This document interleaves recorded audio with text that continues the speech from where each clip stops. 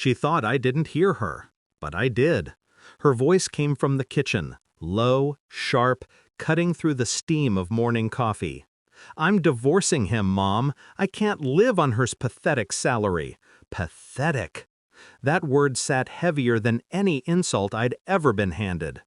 I stood there behind the half-closed door, motionless.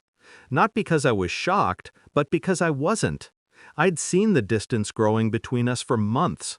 The cold dinners, the way her eyes wandered across the restaurant when I spoke, how she smiled too easily at messages she never let me see. Still, hearing it out loud, that was different. We'd been married 7 years. I was the man who believed in building slow, steady. She was the woman who wanted to skip to the top floor. I thought love would balance that out. Turns out, love's useless when ambition rots from greed. When I got promoted last year, she looked disappointed. Said the raise wasn't enough to make a real difference. That was my first warning. The second was when she started attending networking dinners alone. She used to text me photos of desserts. Then came silence. By the time I found the receipt, 1 hotel, 2 people, 1 lie. I wasn't angry. I was curious. Curious about what she thought she could take from me. The night I confronted her, I didn't raise my voice.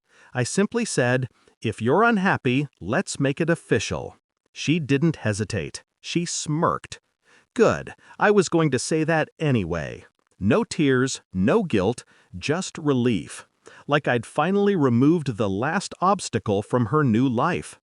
So when she handed me her divorce demands, half my assets, the car, the apartment, and temporary support, I smiled and signed every page without blinking. She thought she'd broken me. I was already building my revenge. It started 2 months earlier, the day I noticed the unfamiliar perfume in her car. That's when I opened a quiet bank account in another city. Shifted my savings, my shares, my future. I met a financial advisor, someone who understood discretion and the power of pre-divorce planning. Every salary deposit that followed went there, not to our joint account. The company I worked for, the pathetic salary she mocked, was restructuring. I knew the board personally. I helped write the new compensation plan. I arranged for my title to stay the same, but my income to shift into equity, deferred bonuses, and trust-managed funds under a different entity name. On paper, I made just enough to survive. In reality, I was wealthier than she could imagine. When her lawyer sent over the divorce proposal, I accepted, calmly. The man smiled like a vulture. "We appreciate your cooperation," he said.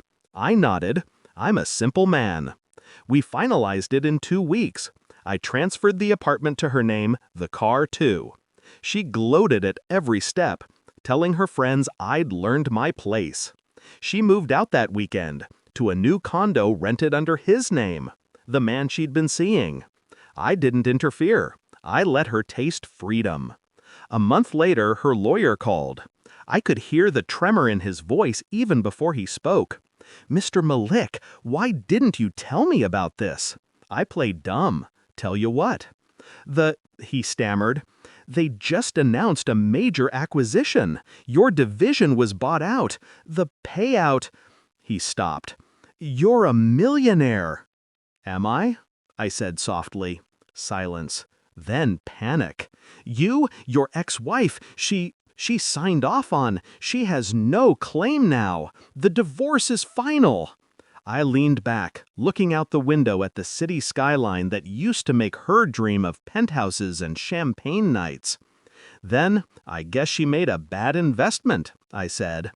An hour later, she called. I didn't answer. The next message came in seconds. "We need to talk." Then another. "Please." I let her wait. I wanted her to hear the echo of what she'd thrown away. When I finally called back, she was crying.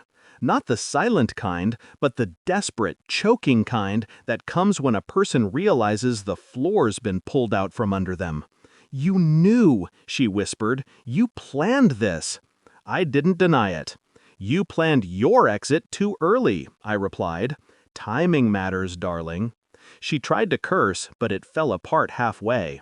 What do you want from me? She said finally. Nothing, I said. You already took everything I was willing to give. Then I ended the call. Weeks passed. Her lawyer quit her case. Couldn't stand the humiliation I heard.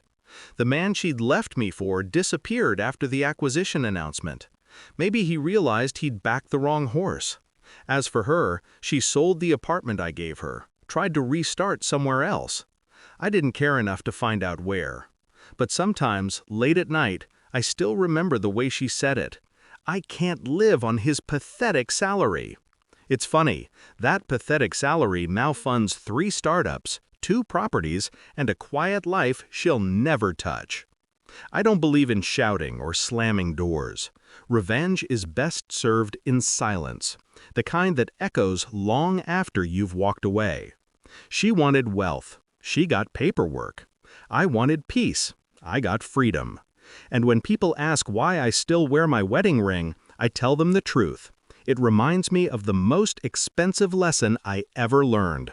Never let someone think they're smarter than your patience.